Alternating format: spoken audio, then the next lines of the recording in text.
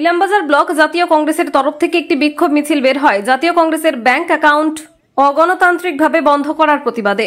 2024 লোকসভা নির্বাচনকে সামনে রেখে ইলামবাজার ব্লক জাতীয় কংগ্রেসের তরফ থেকে একটি জাতীয় কংগ্রেসের অগণতান্ত্রিকভাবে ব্যাংক অ্যাকাউন্ট বন্ধ করার প্রতিবাদে বিক্ষোভ মিছিল বের করা হয়।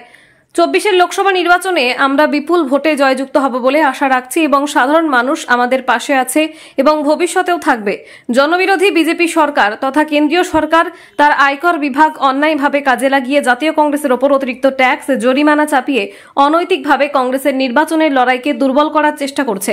এই দানবীয় অন্যায় এবং গণতন্ত্র হত্যার প্রচেষ্টার বিরুদ্ধে প্রত্যেক কংগ্রেস কর্মী আজ সারা বাংলায় প্রত্যেকটা ব্লকে ব্লকে ভারতীয় জাতীয় কংগ্রেসের তরফ থেকে একটা বিক্ষোভ মিছিল বা প্রতিবাদ মিছিল বের হয় এবং অগণতান্ত্রিকভাবে জাতীয় কংগ্রেসের ব্যাংক অ্যাকাউন্ট বন্ধ করে দেওয়া হয়েছে বলেই দাবি করেন ভারতীয় জাতীয় কংগ্রেসের দলের কর্মকর্তারা।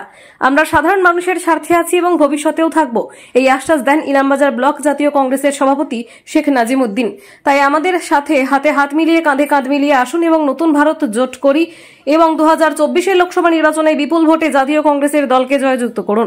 আমরা আশা রাখছি এই লোকসভা নির্বাচনে আমরা বিপুল ভোটে জয়যুক্ত করব এবং সাধারণ মানুষের জন্য ভীষণভাবে পাশে আছি এবং ভবিষ্যতেও থাকব। ইলামবাজার থেকে জয়ন্ত মণ্ডলের রিপোর্ট, বীরভূম। যেটা বলতে চাই আমি, যে যখন অন্যায়ের একটা চরমতম সময় পৌঁছে যায় কোনো ব্যক্তি তার ক্ষমতার অপব্যবহার করে কোনো দিক দিয়ে যখন পারে না, এই মুহূর্তে বর্তমান যা পরিস্থিতি সেন্ট্রাল গভর্নমেন্ট এবং আমাদের পশ্চিমবাংলার রাজ্য সরকারের যে পরিস্থিতি, তাতে করে ওরা পাইছে যেন তেন প্রকারে যে অন্যায়ের একটা চরমতম সীমা থাকে, সেই সীমা পর্যন্ত অতিক্রম করে তারা কিন্তু এই কংগ্রেসকে, জাতীয় কংগ্রেসকে দমিয়ে রাখতে চাইছে। যার ফলে এরা যেন অর্থাভাবে কোনো নির্বাচন করতে না পারে, এই জন্য তাদের অ্যাকাউন্ট বন্ধ করে দেওয়া হয়েছে আর 200 কোটি টাকা ফাইন করা হয়েছে। আর সাধারণ মানুষের সাড়া বলতে আমি এটা জোর গলায় বলতে পারি, মানুষ যদি সুস্থ মস্তিষ্কে নিজের ইচ্ছায় যদি ভোট দান করতে পারে তাহলে কিন্তু মানে রাজ্য সরকারও টিকছে না এবং গদি কিন্তু বিজেপি সরকারও টিকছে না। তাই এই জন্যে আমাদের আজকে এই বিক্ষোভ মিছিল করছি। তা বিভিন্ন দিক দিয়ে মানুষ বিভিন্নভাবে বঞ্চনার শিকার হচ্ছে। আপনি শিক্ষিত বেকার যুবক যুবতীরা, আপনার কৃষকরা ন্যায্য ফসলের দাম পাচ্ছে না, শ্রমিকরা তাদের হাড় ভাঙা পরিশ্রম করে মাথার ঘাম পায়ে ফেলে দিনরাত কষ্ট করেও দুবেলা দুমুঠো খাবার জোগাতে পারছে না, শুধুমাত্র এই দুটো সরকারের জন্য। আর বিশেষ করে বাংলার মানুষের বিশেষ বিরাট একটা অসুবিধা, সেটা হচ্ছে যে ওরা যে নাটক আরম্ভ করেছে, ওরা যে একটা রাজনীতির নাটক আরম্ভ করেছে, সাধারণ মানুষকে বিভ্রান্ত করে রেখেছে যে ইডি সিবিআই নানা রকম জুজু দেখিয়ে তারা কিন্তু ন্যায্যভাবে কাজ করছে না। কারণ সত্যি যদি করে তাহলে যে সমস্ত ইডি সিবিআই যে সমস্ত ব্যক্তিবর্গকে গ্রেপ্তার করছেন তাদের জমি সম্পত্তি বাজেয়াপ্ত করুক, সরকারি খাতে জমা হোক, তাহলে যেন নিজ প্রকৃতপক্ষে তারা লড়াই করছে। এটা কিন্তু প্রকৃত লড়াই হচ্ছে না, মানুষকে বিভ্রান্ত করার জন্য, রাজনীতি করার জন্য এইভাবে তারা একটা ইডি সিবিআই রুজু দেখাচ্ছে। তা এরই প্রতিবাদে আমরা জনসাধারণকে বার্তা দিতে চাই যে এই নাটক আপনারা আর শুনবেন না, এই নাটক আপনারা আর জানবেন না। আমাদেরকে সুষ্ঠুভাবে নিজেদের অধিকার নিজেদেরকে আদায় করে নিতে হবে। সেই পরিপ্রেক্ষিতে আমরা আগামী লোকসভাতে সকলে মিলে যেন দিল্লিতে বিজেপি সরকার এবং আমাদের পশ্চিমবাংলায় টিএমসি সরকারকে পরাস্ত করতে পারি, তার জন্য আমরা কিন্তু শপথ নেব, যদি আগামী দিনে সুষ্ঠুভাবে জীবনযাপন করতে পাই। এটাই আমার বলার বক্তব্য। আমার নাম এমাদুল হক। যেটা বলার আমার কথা হলো যে কেন্দ্র সরকার বিভিন্ন এজেন্সি দিয়ে যেভাবে বিরোধীদেরকে দমন করার চেষ্টা করছে, তার বিরুদ্ধে তো আমাদের মুখ্যমন্ত্রী লড়াই করছেন। মামাটি মানুষ নেত্রী মমতা ব্যানার্জি সেই জোর তো ওরাই হতে দিল না, কারণ যেখানে কংগ্রেসের অস্তিত্ব নয় আমাদের বাংলায়, সেখানে 12টা সিট চাইছে।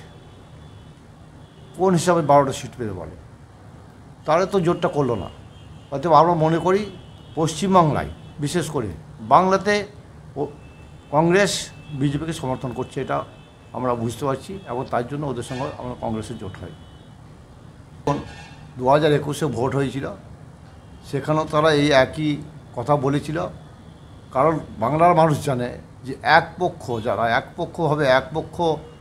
শুধু তৃণমূলের কংগ্রেসের বাড়িতে ইডি হানা, সিবিআই হানা, চোর সাব্যস্ত করা, বাংলার মানুষ সেটা মেনে নেবে। বাংলার মানুষ মেনে নেবে এইটাই যে উন্নয়ন, বাংলার মানুষকে যে উন্নয়ন দিয়েছে পশ্চিমবঙ্গের মুখ্যমন্ত্রী মমতা ব্যানার্জি, সেই উন্নয়নের পক্ষে ভোট হবে। কারণ ওরা যতই চোর বলুক, একটাও সাব্যস্ত করতে পেরেছে আজ পর্যন্ত।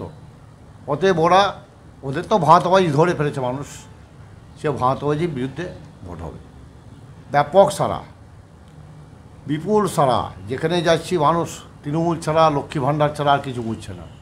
মায়েরা লক্ষ্মী ভাণ্ডারের জন্য পাগল হয়ে গেছে। ফলাফল কি হবে বলে মনে হচ্ছে? ফলাফল 42 পাবো আমাদের সারা বাংলাতে, এটা আমরা মনে করি। দেখুন, এই মিথ্যা প্রচার মানুষ মানবে না, সাধারণ মানুষ জানে।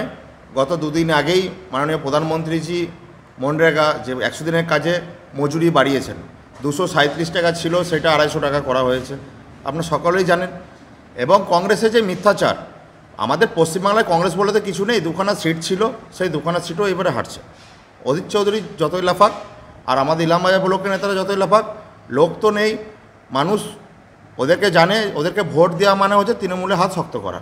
কারণ আমাদের যেহেতু এটা সংখ্যালঘু এরিয়া, সংখ্যালঘু ব্লক, যদি কংগ্রেস সিপিএম যদি ভোট কাটতে পারে তাহলে সেটা তৃণমূলের লাভ, সেই কাজই করছে। আর বিশেষত এখন নির্বাচন কমিশনের আন্ডারে পুরো ভোট প্রক্রিয়া চলছে, আপনারা জানেন। নির্বাচন কমিশন কাকে ফাইন করবে, ইলিগ্যাল টাকা, আপনারা জানেন কেজরিওয়াল বর্তমানে এখন জেলে আছেন। কেন? যে আবগারি দপ্তরে যে দুর্নীতি, কোটি কোটি টাকা, তার দায়ে উনি আজকে জেলে আছেন। কংগ্রেস নেতাদেরকে বলতে চাই যে কেন্দ্রীয় নেতৃত্বর নামে যে বদনাম করছে, আজকে ইডি সিবিআই যেভাবে আইটি যে কংগ্রেস নেতাদের ঘরের থেকে বিপুল হারে যে অর্থ উদ্ধার করছে, সেই টাকাটা কার? 70 বছর ধরে যে সরকার ছিল এই ভারতবর্ষে, আজকে সেই দুর্নীতি পাহাড়, যে টাকার পাহাড় করে রেখেছে কংগ্রেস নেতারা, সেই টাকাগুলো আজকে ধরা পড়ছে। আজকে টাকা নেই, একটা মিথ্যা প্রচার করছে। আজকে ইলেকট্রনিক বন্ড বন্ধ হয়েছে, সকলেই জানেন। আজকে যারা পার্টির টাকা নিয়ে নয়ছয় করবে, প্রধানমন্ত্রী বলেই দিয়েছেন, না খাউঙ্গা না খানে দুঙ্গা।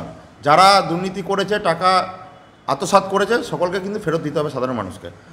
কৃষ্ণনগরে আমাদের যে রানিমা দাঁড়িয়েছে, ওনার সাথে ফোনে বার্তালাপ হয়েছেন। ইডি যেসব টাকা রিকভারি করেছে, সেই সব টাকা সরকারের মাধ্যমে নিয়ম অনুসারে গরিব মানুষকে টাকা ফেরত দেওয়া হবে। দেখুন, আমাদের মাননীয় স্বরাষ্ট্রমন্ত্রী বলে দিয়েছেন 35টা সিটের টার্গেট করেছেন, কিন্তু আমাদের প্রধানমন্ত্রী বলেছে 42-এ 42। আমরা, যেটা আমার নিজস্ব ব্যক্তিগত অভিমত, তাতে আমরা 25 থেকে 28টা সিট আমরা কনফার্ম পাচ্ছি। তারপরে যেরকমভাবে ঝড় উঠবে, তারপরে ফলাফল সেরকম আপনারা চোখের সামনে দেখতে পাবেন।